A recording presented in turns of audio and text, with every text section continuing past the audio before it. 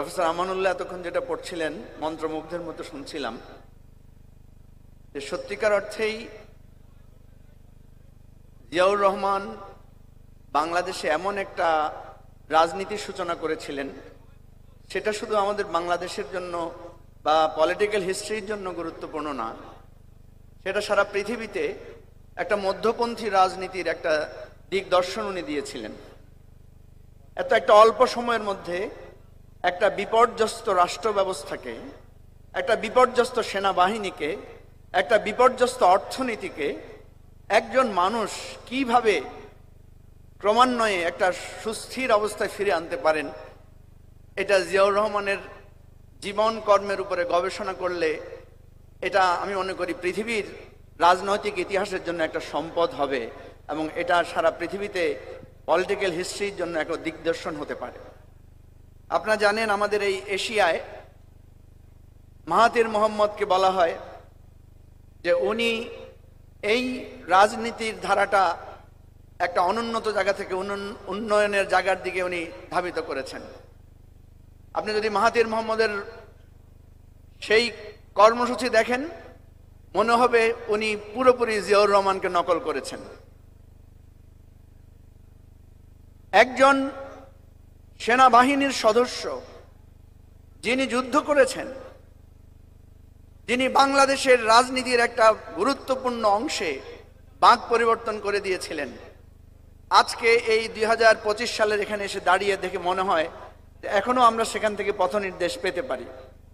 আমাদের দেশটা যেমন এখন একটা সন্ধিক্ষণে আছে, এই সন্ধিক্ষণে জিয়াউর রহমান যে রাজনীতির সূচনা করেছিলেন সেটা হচ্ছে সমঝোতার রাজনীতি। তিনি বিভিন্ন মত এবং পন্থার একটা সমঝোতার পথরেখা নির্ধারণ করে দিয়ে বাংলাদেশকে একটা স্টেবল জায়গায় এনে নিয়েছিলেন। শুধু তাই না, তিনি তার রাজনৈতিক শত্রুকেও একটা রিকনসিলিয়েশনের মধ্য দিয়ে বাংলাদেশে রাজনীতি করার সুযোগ করে দিয়েছিলেন। কিন্তু দুর্ভাগ্যজনকভাবে সত্য যে জিয়াউর রহমানকে আমাদের এখানে তার যারা সুবিধাভোগী ছিলেন, তার পথনির্দেশে, তার কর্মকাণ্ডের মাধ্যমে যারা বাংলাদেশে বারবার রাজনীতিতে ফিরে আসার সুযোগ পেয়েছিলেন, তারাই জিয়াউর রহমানকে, তার আদর্শকে, তার পথকে প্রশ্নবিদ্ধ করার চেষ্টা করেছিলেন। আমি অনুরোধ করব, এই আজকে যে বিপ্লব সংহতি দিবসের যে আলোচনা সভা, এটা জনাব মির্জা ফখরুল ইসলাম আলমগীর বলেছিলেন আপনাদেরকে যে আপনারা মনোযোগ দিয়ে শোনার জন্য। এটা যদি আমরা সঠিকভাবে বুঝতে পারি তাহলে আমাদের আগামী দিনের রাজনীতির একটা সুষ্ঠু ধারায় আমরা প্রবেশ করতে পারবো। আমি বর্তমান পরিস্থিতিতে একটা কথা বলে আমার বক্তব্য শেষ করছি।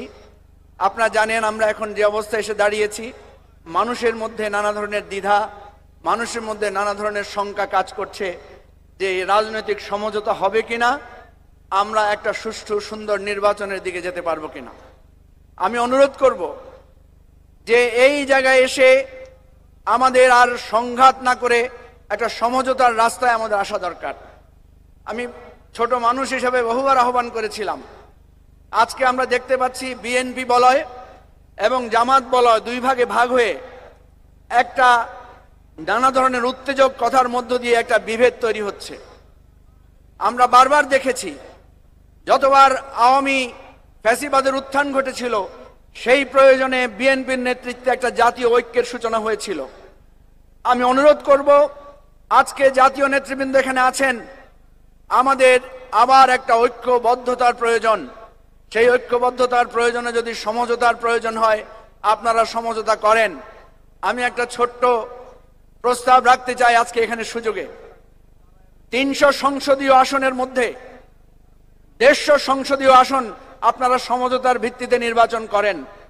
বিএনপি তার এলাকায় যারা আছেন তারা 100 আসনে, আর জামাত যারা এলাকায় আছে তারা 50 আসনে, আর বাকি 150 আসন ওপেন করে দেন।